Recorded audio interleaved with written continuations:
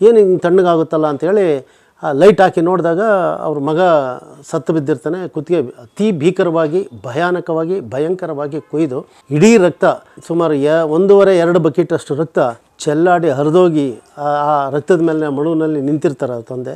ಇಲ್ಲಿ ಹಗಲೊತ್ತು ನಡೆದಿರುತ್ತೆ ಈ ಕೃತ್ಯ, ಅಲ್ಲಿ ರಾತ್ರಿ ಹೊತ್ತು ನಡೆದಿರುತ್ತೆ. ಅಲ್ಲೂ ಇದೇ ರೀತಿ ಈ ಹುಡುಗನಿಗೆ ಯಾವ ಥರ ಕೊಯ್ದಿರ್ತಾರೋ ಅದೇ ಥರ ಕುತ್ತಿಗೆ ಕೊಯ್ದು ಅಲ್ಲಿನೂ ಡಬಲ್ ಮರ್ಡರ್ ಮಾಡಿರ್ತಾರೆ. ಇಬ್ಬರು ಪೂಜಾರಿಗಳು ಇರ್ತಾರೆ.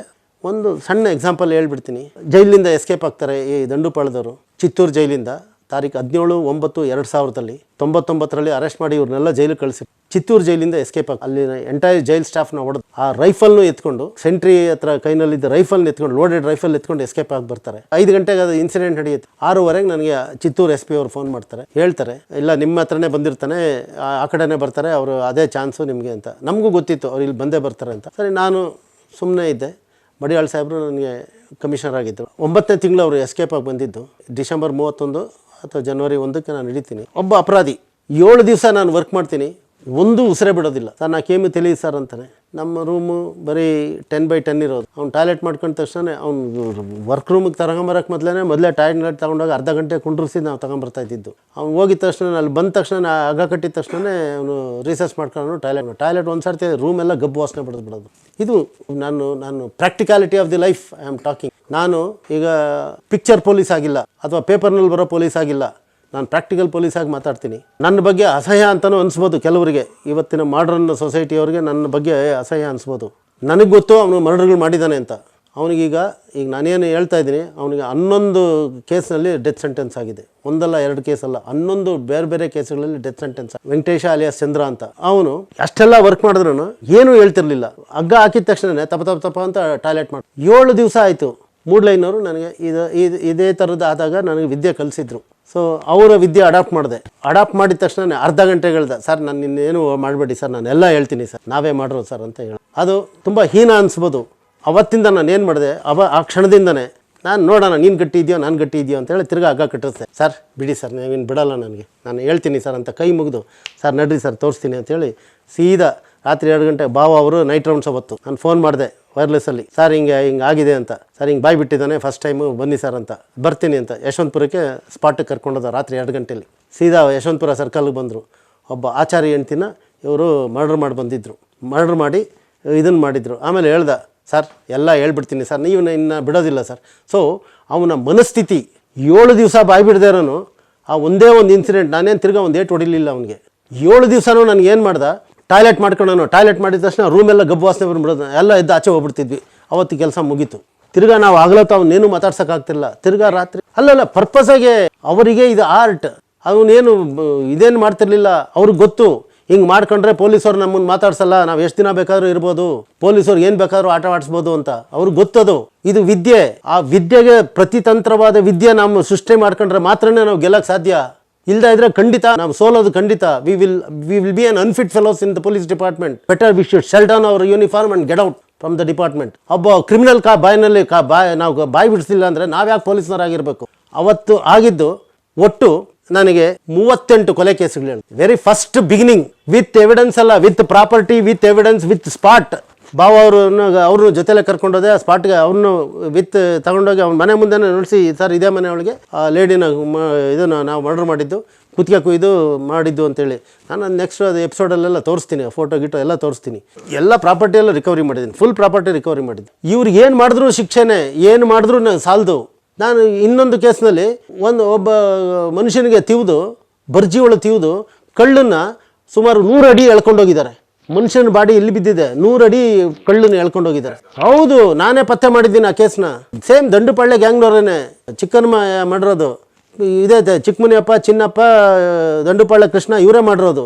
ಆ ಕೇಸಿನ ಬಗ್ಗೆ ಮಾಹಿತಿ ಸಿಕ್ಕಿದ್ದು. ಅದೊಂದೇ ಅಲ್ಲ, ನೆಕ್ಸ್ಟ್ ಬಂದು ಪೊಲೀಸ್ ಸ್ಟೇಷನೆಲ್ಲ ಕೂತ್ಕೊಂಡು ಏನೆಲ್ಲ ಮಾಡ್ದ ಸುದೀರ್ಘವಾಗಿ ಎಲ್ಲನೂ ಸುಮಾರು ಕೇಸುಗಳು ಹೇಳ್ದ. ಸುಮಾರು dacoity case, theft case, murder cases ಸುಮಾರು ಎಲ್ಲ ಒಟ್ಟು ಹೆಚ್ಚು ಕಡಿಮೆ ಒಂದು 39-40 ಕೇಸುಗಳು ಕೊಲೆ ಮಾಡಿರೋವಂಥದ್ದು ವಿವರಗಳನ್ನ ಬೆಳಗ್ಗೆ ಅಷ್ಟೊತ್ತಿಗೆ ನಾನು ಮನೆಗೆ ಹೋಗಲಿಲ್ಲ, ಕೂತ್ಕೊಂಡು ಬೆಳಗ್ಗೆ 8 ಗಂಟೆ ತನಕ ಎಲ್ಲ ಸ್ಟೇಟ್ಮೆಂಟ್ಗಳು ಮಾಡಿ ಎಲ್ಲ ವಿವರವಾಗಿ ಹೇಳ್ದೆ. ಅದಕ್ಕೆ ತಕ್ಕಂಗೆ ಬೇರೆಯವರು ಇದ್ದರು, ಅವ್ರನ್ನೂ ಕರೆಸಿ ಕೇಳಿದಾಗ ಎಲ್ಲ ಅವರು ಒಪ್ಕೊಂಡ್ರು. ಬಾವ ಅವ್ರ ಜೊತೆಲಿ ಇದ್ದರು. ಆಮೇಲೆ ಬೆಳಗ್ಗೆ ಅವರು 5 ಗಂಟೆಗೆ ವಾಪಸ್ ಹೋದರು. ನಾನು ಬರವಣಿಗೆ ಶುರು ಮಾಡಿದೆ. ಬಟ್ ನಾನು ಎಲ್ಲ ಕಂಟಿನ್ಯೂ ಮಾಡಿ ಆವತ್ತಿಂದ ನಾನು ಎಲ್ಲೂ ಹೊರಗಡೆ ಹೋಗಲಿಲ್ಲ. ಜೊತೆಲೇ ಇನ್ವೆಸ್ಟಿಗೇಷನ್ ಮಾಡಿ ಮುಗಿಸೋದಕ್ಕೆ ನಾನು ಮಾಡಿದೆ. ಅಂದರೆ ಆ 3 ತಿಂಗಳಲ್ಲೇ ಸುಮಾರು ಕೊಲೆಗಳು ಮಾಡಿದ್ದು. ಅಲ್ಲಿ ಎಸ್ಕೇಪ್ ಆಗಿ ಬಂದಾಗಿಂದ ನಾನು ಹಿಡಿಯೋದಕ್ಕೆ 3 ತಿಂಗಳಾಗಿತ್ತು. 3 ತಿಂಗಳಷ್ಟೊತ್ತಿಗೆ 3.5 ತಿಂಗಳಾಯಿತು. ಹೌದು, ಚಿತ್ತೂರಿಂದ ಎಸ್ಕೇಪ್ ಆಗಿ ಬಂದರು. ಜೈಲ್ ಸ್ಟಾಫ್ ನೋಡಿದ್ರು. ಅಲ್ಲ, ಜೈಲ್ ಸ್ಟಾಫ್ ಯಾರೂ ಸಾಯಲಿಲ್ಲ. ಬಟ್ ಅವ್ರಿಗೆಲ್ಲ ಪ್ರಜ್ಞೆ ತಪ್ಪಿತ್ತು, ಹೊಡೆದಿದ್ರು. ಕಣ್ಣಿಗೆ ಖಾರದ ಪುಡಿ ಹಾಕಿ ಹೊಡೆದು ಎಲ್ಲ ಪ್ರಜ್ಞೆ ತಪ್ಪಿದ್ದಿದ್ರು. ಆ ಸೆಂಟ್ರಿದು ರೈಫಲ್ನ ಕಸ್ಕೊಂಡು ಬಂದಿದ್ರು ಇವರು. ಕೋರ್ಟ್ಗೆ ಹೋದಾಗೆಲ್ಲ ಅವ್ರು ಹೇಳೋರು, ನಾನು ಬಿಡಲ್ಲ, ನೀವು ಫಸ್ಟ್ ನಾನು ಈಚೆ ಬಂದರೆ ಮುಗಿಸ್ತೀನಿ ಅಂತ. ಬರ್ರೋ ನೋಡೋಣ, ನೀನು ಸಾಯ್ತೀಯ ಇಲ್ಲ ನಾನೇ ಸಾಯ್ತೀನ ನೋಡೋಣ ಬರೋ ಅಂತಂದೆ. ಹೇಳ್ತಿದ್ದೆ. ಎಲ್ಲ ನಮ್ಮ ಕೊಲೀಗ್ಸ್ ಎಲ್ಲ ನೋಡಿ ಕೇಳಿಸ್ಕೊಂಡಿದ್ದಾರೆ. ಎಲ್ಲರಿಗೂ ಗೊತ್ತು, ಪ್ರತಾಪ್ ಸಿಂಗ್ ಅವ್ರಿಗೆ ಗೊತ್ತು, ಸುಮಾರು ಜನ ಪೊಲೀಸ್ ಆಫೀಸರ್ ಎಲ್ಲರ ಎದುರಿಗೂ ಹೇಳ್ಕೊಂಡಿದ್ದಾರೆ. 27,000 ಕಿಲೋಮೀಟರ್ ಓಡಾಡಿ ಅವ್ರನ್ನ ಹಿಡೀಲಿಕ್ಕೆ. ಮಂಗಳೂರು ಅಲ್ಲಿ ನಮ್ಮ ಜಯಂತ್ ಶೆಟ್ಟಿ ಅವರು, ಹುಬ್ಳಿ ಧಾರವಾಡಕ್ಕೆ ಹೋದರೆ ನಮ್ಮ ಡಂಬಾಳ್, ಈ ಹ್ಯಾಸ್ ಹೆಲ್ಪ್ಡ್ ಎ ಲಾಟ್. ಅದು ಎಲ್ಲೋ ನಮಗೆ ನಮ್ಮ ಆತ್ಮೀಯತೆ ಅದು ನಾನು ಸಾಯೋ ತನಕ ಅವ್ರನ್ನ ಮರೆಯೋಕ್ಕೆ ಸಾಧ್ಯ ಇಲ್ಲ. ನಮ್ಮ ಇದ್ದ minimum force, minimum facilities, minimum staff ಇಂದ ಇಷ್ಟು ಕೇಸ್ ಪತ್ತೆ ಮಾಡಿ ಬಾಣಸವಾಡಿಯೊಳಗೆ 1998ರಿಂದ 2000 ತನಕ ಪೊಲೀಸ್ ಇನ್ಸ್ಪೆಕ್ಟರಾಗಿ ಕೆಲಸ ಮಾಡ್ತಿದ್ದೆ. ಆಗ ತಾರೀಕು 19/5/1999 ಸಂಜೆ ನನಗೆ ಕಂಟ್ರೋಲ್ ರೂಮಿಂದ ಒಂದು ಮೆಸೇಜ್ ಬರ್ತದೆ. ಏನಂತ, ನಿಮ್ಮ HRBR ಲೇಔಟಲ್ಲಿ ಒಂದು ಏನೋ ಇಮಿಡಿಯೇಟಾಗಿ ಅಲ್ಲಿ ಸ್ಪಾಟ್ಗೆ ಹೋಗಿ ಏನೋ ಸೀರಿಯಸ್ ಇನ್ಸಿಡೆಂಟ್ ನಡೆದಿದೆ ಅಂತ ಹೇಳಿ ನನಗೆ ವೈರ್ಲೆಸ್ಸಲ್ಲಿ ಒಂದು ಸುದ್ದಿ ಬರ್ತದೆ. ಸೊ ಇಮಿಡಿಯೇಟಾಗಿ ನಾನು ನಮ್ಮ ಸ್ಟಾಫ್ ಕರ್ಕೊಂಡು ಅಲ್ಲಿಗೆ ಹೋಗ್ತೀನಿ. ಈ ಮೆಸೇಜ್ ಬಂದ ಒಂದು 5 ಅಥವಾ 6 ನಿಮಿಷಕ್ಕೆ ನಾನು ಸ್ಪಾಟ್ ರೀಚ್ ಆದೆ. ಹೋದರೆ ಮನೆ ಮುಂದೆ ಎಲ್ಲ ಒಂದು 15-20 ಜನ ಸೇರಿದ್ರು, ಗುಂಪು ಸೇರಿದ್ರು. ಒಳಗೆ ಹೋಗಿ ನೋಡಿದಾಗ ಆ ಮನೆಯೊಳಗೆ ತಂದೆ ಬಂದು ಮಿಡಲ್ ಸ್ಕೂಲ್ ಹೆಡ್ ಮಾಸ್ಟರ್ ಆಗಿದ್ದು, ತಾಯಿ ಬಂದು KEB ಒಳಗೆ FDC ಆಗಿ ಕೆಲಸ ಮಾಡ್ತಿದ್ರು. ಒಬ್ಬನೇ ಮಗ, ಒಬ್ಬ ಮಗಳಿಗೆ ಮದುವೆ ಆಗಿ ಅವ್ರು ಸಪ್ರೇಟ್ ಆಗಿದ್ದರು. 1 ವರ್ಷದ ಹಿಂದೆ ಮದುವೆ ಆಗಿರುತ್ತೆ. ಆ ಹುಡುಗಿ ಸಪ್ರೇಟ್ ಆಗಿರ್ತಾಳೆ. ತಮ್ಮ ವೇದಮೂರ್ತಿ ಅಂತೇಳಿ ಹುಡುಗ, 19 ವರ್ಷದ ಹುಡುಗ. ಆತ BSc ಕಂಪ್ಯೂಟರ್ ಸೈನ್ಸ್ ಓದ್ತಾ ಇರ್ತಾನೆ. ಒಬ್ಬನೇ ಮಗ. ಆತ ಹುಷಾರಿಲ್ಲದೆ ಇರೋದಕ್ಕೆ ಅವತ್ತು ಕ್ಲಾಸ್ಗೆ ಹೋಗಿರೋದಿಲ್ಲ. ಪಾಪ ತಾಯಿ ಬೆಳಗ್ಗೆ ಗಂಜಿ ಮಾಡಿಟ್ಟು ಮಗನಿಗೆ ಬ್ರೆಡ್ಡು ಗಂಜಿ ಎಲ್ಲ ಇಟ್ಟು ಟ್ರೀಟ್ಮೆಂಟು ಕೊಡಿಸಿ ಹೋಗಿರ್ತಾರೆ, ಆಫೀಸ್ಗೆ ಹೋಗಿರ್ತಾರೆ. ಸಂಜೆ ಅವ್ರು ಬಂದಾಗ ತಂದೆ ತಾಯಿ ಒಟ್ಟಿಗೆ ಬರ್ತಾರೆ ಬಸ್ಸಲ್ಲಿ. ಮೆಜೆಸ್ಟಿಕ್ ಬಸ್ ಸ್ಟಾಪ್ನಲ್ಲಿ ಕಲ್ತ್ಕೊಳ್ತಾರೆ, ಅಲ್ಲಿ ಒಟ್ಟಿಗೆ ಬರ್ತಾರೆ. ಬಸ್ಸಲ್ಲಿ ಬಂದು ತಂದೆ ಬಾಗಿಲು ತೆಗೆದಾಗ ಇದೇನು ಬಾಗಿಲೇ ಇವನು ಲೈಟೇ ಹಾಕಿಲ್ವಲ್ಲ, ಕತ್ಲೆ ಆದ್ರೂ ಅಂದ್ಕೊಂಡು ತಂದೆ ಒಳಗೆ ಹೆಜ್ಜೆ ಇಟ್ಟಾಗ ಬಾಗಿಲೇ ಹಾಕಿಲ್ಲ ಏನು ಅಂದ್ಕೊಂಡು ಸೀದಾ ಒಳಗೆ ಹೋಗ್ತಾರೆ. ಅಡುಗೆ ಮನೆ ಹತ್ರ ಹೋಗ್ತಾರೆ. ಆ ಹಾಲು ಬಿಟ್ಟು ಮುಂದಕ್ಕೆ ಹೋಗ್ತಾರೆ. ಕಾಲು ತಣ್ಣಗಾಗುತ್ತಂತ ಅವ್ರಿಗೆ. ಏನು ಹಿಂಗೆ ತಣ್ಣಗಾಗುತ್ತಲ್ಲ ಅಂತೇಳಿ ಲೈಟ್ ಹಾಕಿ ನೋಡಿದಾಗ ಅವ್ರ ಮಗ ಸತ್ತು ಬಿದ್ದಿರ್ತಾನೆ. ಕುತ್ತಿಗೆ ಅತಿ ಭೀಕರವಾಗಿ, ಭಯಂಕರವಾಗಿ ಕೊಯ್ದು ಇಡೀ ರಕ್ತ, ಸುಮಾರು 1.5-2 ಬಕೆಟ್ ಅಷ್ಟು ರಕ್ತ ಚೆಲ್ಲಾಡಿ ಹರಿದೋಗಿ ಆ ರಕ್ತದ ಮೇಲೆ ಮಡುವಿನಲ್ಲಿ ನಿಂತಿರ್ತಾರೆ ತಂದೆ. ಅವು ನೋಡಿದ ತಕ್ಷಣ ಆತನಿಗೆ ಶಾಕ್ ಆಗ್ತದೆ. ಏನು ಹೇಳಲಿಕ್ಕಾಗೋದಿಲ್ಲ. ಹೊರಗಡೆ ಬರ್ತಾನೆ, ಮಾತಾಡೋಕ್ಕೆ ವಾಯ್ಸ್ ಬರೋದಿಲ್ಲ. ಆ ಘೋರವಾದ ದೃಶ್ಯ ನೋಡಿ ಒಂದು ಶಾಕ್ನಲ್ಲಿರ್ತಾರೆ. ಅಷ್ಟರೊಳಗೆ ಕಿರ್ಚ್ಕೊಳ್ತಾರೆ. ಅಕ್ಕಪಕ್ಕದ ಮನೆಯವ್ರು ಬರ್ತಾರೆ. ಅವರು ಕಂಟ್ರೋಲ್ ರೂಮ್ ಫೋನ್ ಮಾಡ್ತಾರೆ. ಕಂಟ್ರೋಲ್ ರೂಮ್ ಫೋನ್ ಮಾಡಿದ ತಕ್ಷಣ ನಾನು ಅಲ್ಲಿಗೆ ಬರಬೇಕಾಯ್ತು. ಈ ಒಂದು ತನಿಖೆ ಕಾಲ ನಾನು ಈ ಕೇಸನ್ನು ನಾನು ತಗೊಂಡಾಗ ಕೂಡಲೇ ನಾನು ನಮ್ಮ ಆಫೀಸರ್ಸ್ಗೆಲ್ಲ ಇಂಟಿಮೇಟ್ ಮಾಡಿದೆ. ಒಂದು FIR ಹಾಕಿದೆ. Crime number 353 of 1999 Banaswadi police ಸ್ಟೇಷನಲ್ಲಿ ಕೇಸನ್ನು ದಾಖಲು ಮಾಡಿಕೊಂಡೆ. ಅಲ್ಲದೆ ಈ ಮುಂದಿನ ಕ್ರಮ ಏನು ತಗೋಬೇಕು, ಅದನ್ನು ಎಷ್ಟು ಭೀಕರವಾಗಿತ್ತು ಆ ಹತ್ಯೆಯ ಆ ಕೃತ್ಯ ಅಂದರೆ, ಇಡೀ ಮಗನ ಕುತ್ತಿಗೆನ ಇಲ್ಲಿಂದ ಇಲ್ಲಿ ತನಕ ಪೂರ್ತಿ ಕೊಯ್ದುಬಿಟ್ಟಿದ್ರು ಅಡ್ಡಡ್ಡ. ಇಡೀ ರಕ್ತ ಚೆಲ್ಲಾಡಿತ್ತು. ಎಲ್ಲ ಬೇರು ಗೀರು ಎಲ್ಲ ಚೆಲ್ಲಾಡಿದ್ರು. ದುಡ್ಡು ಕಾಸಿಗೆ ಹಣ ಎಲ್ಲನೂ ದೋಚ್ಕೊಂಡು ಹೋಗಿರ್ತಾರೆ. ಈ ಕೇಸಿನ ತನಿಖೆ ನಾನು ಕೈಗೆತ್ಕೊಂಡು ಇದನ್ನು ತುಂಬ ಸೀರಿಯಸ್ ಆಗಿ ತಗೊಳ್ತೀನಿ. ಯಾಕೆ ಈ ಕೇಸಿನ ಬಗ್ಗೆ ನಮ್ಮ DCP ಅವ್ರದ್ದು KL ಸುಧೀರ್ ಅವರು, ಜಾಯಿಂಟ್ ಕಮಿಷನರ್ ಇದ್ದರು ಸುರೇಶ್ ಸಾಹೇಬರು ಅಂತ, ಅವರು ಅಷ್ಟೇ ತುಂಬ ಇದನ್ನು ಗಂಭೀರವಾಗಿ ಪರಿಗಣನೆಯನ್ನು ತಗೊಂಡು, ಯಾಕೆ ಇಷ್ಟೊಂದು ಗಂಭೀರವಾಗಿ ತಗೊಳ್ಳೋದಕ್ಕೆ ಕಾರಣ ಏನು ಅಂದರೆ, ಈ ಕೃತ್ಯ ನಡೆಯೋದಕ್ಕೆ ಕರೆಕ್ಟಾಗಿ 45 ದಿವಸದ ಹಿಂದೆ DJ ಹಳ್ಳಿ ಪೊಲೀಸ್ ಸ್ಟೇಷನ್ ಲಿಮಿಟ್ಸಲ್ಲಿ ಒಂದು ಮುರುಘರ ದೇವಸ್ಥಾನ ಇರುತ್ತೆ. ಅಂದರೆ ಸುಬ್ರಹ್ಮಣ್ಯ ಸ್ವಾಮಿ ದೇವಸ್ಥಾನ ಇರುತ್ತೆ. ಆ ದೇವಸ್ಥಾನದಲ್ಲೂ ಇಲ್ಲಿ ಹಗಲೊತ್ತು ನಡೆದಿರುತ್ತೆ ಈ ಕೃತ್ಯ, ಅಲ್ಲಿ ರಾತ್ರಿ ಹೊತ್ತು ನಡೆದಿರುತ್ತೆ. ಅಲ್ಲೂ ಇದೇ ರೀತಿ ಈ ಹುಡುಗನಿಗೆ ಯಾವ ಥರ ಕೊಯ್ದಿರ್ತಾರೋ ಅದೇ ಥರ ಕುತ್ತಿಗೆ ಕೊಯ್ದು ಅಲ್ಲಿನೂ ಡಬಲ್ ಮರ್ಡರ್ ಮಾಡಿರ್ತಾರೆ. 2 ಪೂಜಾರಿಗಳು ಇರ್ತಾರೆ. ಒಬ್ಬನಿಗೆ 70 ವರ್ಷ, ಇನ್ನೊಬ್ಬರಿಗೆ 80 ವರ್ಷದ ಪೂಜಾರಿಗಳವರು. ಅವರಿಗೆ ಭೀಕರವಾಗಿ ಇದೇ ರೀತಿ ಹತ್ಯೆ ಮಾಡಿ ಅಲ್ಲಿ ಆ ದೇವಸ್ಥಾನದಲ್ಲಿ ಎಲ್ಲ ದೇವ್ರ ಮೈ ಮೇಲಿದ್ದ ಒಡವೆಗಳು, ಹುಂಡಿಲಿದ್ದ ಒಡವೆ, ಕಾಸು, ಚಿನ್ನ, ಬೆಳ್ಳಿ ಒಡವೆಗಳು ಎಲ್ಲನೂ ಕತ್ಕೊಂಡು ಹೋಗಿರ್ತಾರೆ. ಅದೇ ರೀತಿ ಅದೇ ಸೀಕ್ವೆನ್ಸಲ್ಲಿ ಅಲ್ಲಿ ನೈಟ್ ನಡೆದಿರುತ್ತೆ, ಇಲ್ಲಿ ಡೇ ನಡೆದಿರುತ್ತೆ. ಸೊ ನಮಗೆ ಇದನ್ನು ನೀವು ಪತ್ತೆ ಮಾಡಲೇಬೇಕು ಅಂತೇಳಿ ಸೀನಿಯರ್ ಆಫೀಸರ್ಸ್ ನನಗೆ ಪ್ರೆಷರ್ ಹಾಕಿದರು.